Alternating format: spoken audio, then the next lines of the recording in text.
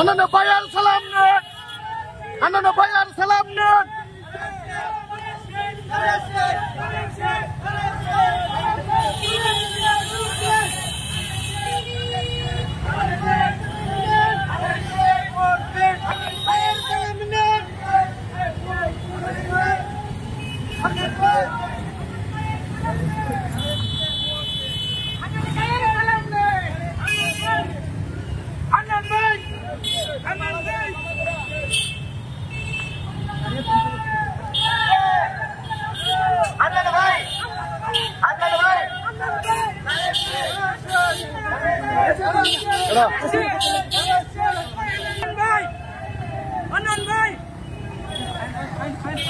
তৈরি করতে এবং স্থানীয় রাজনীতিতে নিজেদের অবস্থান তুলে ধরতে আয়োজন করা হয়।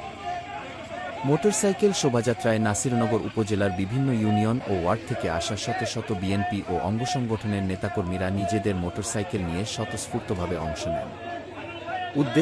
এই শোডাউনের প্রধান উদ্দেশ্য ছিল নেতাকর্মীদের মধ্যে ঐক্য ও